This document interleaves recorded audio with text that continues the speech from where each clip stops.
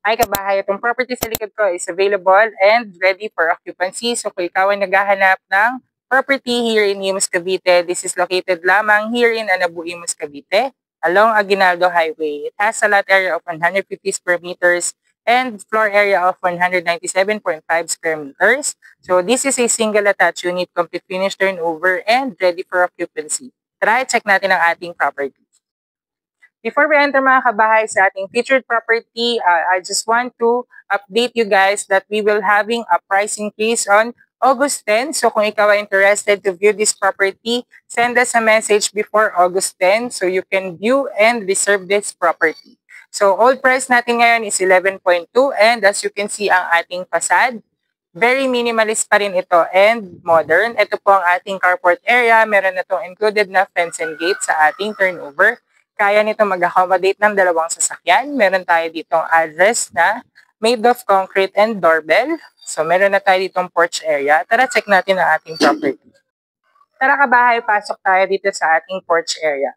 So dito sa porch area, meron tayong 2 pocket gardens on both sides. Ang ating flooring is made of tiles but it is a non-skid. So safe na safe ito kahit sa mga elders natin. So move tayo dito sa ating carport area. Dito sa carport area natin, meron tayo ditong pebble type na flooring and then naka-half size covered ang ating roofing. So covered po ang inyong mga sasakyan. So ito naman ay spacious pa rin. Kasyang-kasya dito ang SUV size na sasakyan. Check natin mga kabayan ating setback area. So dito sa setback area natin, meron tayong 2 to 3 meters wide the space. As you can see, naka-pebbles pa rin ang ating flooring.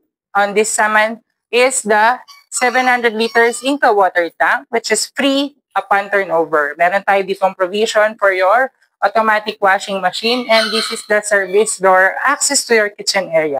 May lavatory tayo dito on the side and on this area naman is the access going to your lanay area. So dito sa lanay area mga kabahay, meron tayong sliding door access papunta sa ating dining and living room. So we are now here at the living area mga kabahay. So as you can see, meron tayo dito ang circuit breaker. Ito ang ating main door and then this one naman is the actual size of the living area. So may accent tayo dito na wall cladding sa ating living area and naka 60 by 60 tiles po tayo dito sa ating flooring. On this side naman mga kabahay is the provision for your dining area. Ito yung access natin papunta sa lanay area and this one naman is the kitchen area. So we're now here at the kitchen area. So as you can see, ito po ang ating access door papunta sa ating service area. Ito naman ang ating kitchen sink and ang ating kitchen countertop. Meron tayo ditong built-in cabinets over and under. Ito po ang provision for your gas range.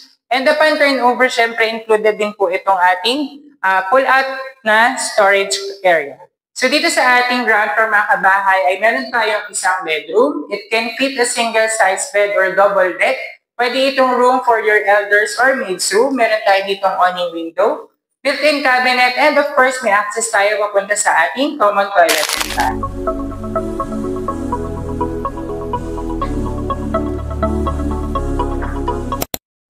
Before we check the second floor mga kabahay, ito po ang ating window na mayroong view ng ating parking. And then on this area naman, meron tayong space na pwedeng gawing as storage area, and then this is the access papunta sa ating common toilet and bath. Tara, check natin ang second floor. So, ang ating staircase mga kabahay is made of concrete and solid wood. And then, meron tayo ditong steel railings. Meron tayo ditong awning window for natural lighting and proper ventilation. So, for the second floor mga kabahay, we have a total of 3 bedrooms. So, this is the bedroom number 1. Tara, check natin inside. So, the bedroom number 1, it can accommodate a single-size bed. So, as you can see, meron tayo ditong provision for aircon. Meron tayo ditong sliding window. May vanity area and the built-in cabinet which is floor to ceiling. Bedroom number 2. So, sa bedroom number 2, mga kabahay, same as bedroom number 1, kasya dito ang single-size bed. Meron tayo ditong awning window and provision for window-type aircon. May vanity area. And may access tayo papunta sa ating shared toilet and bath with the bedroom number 1.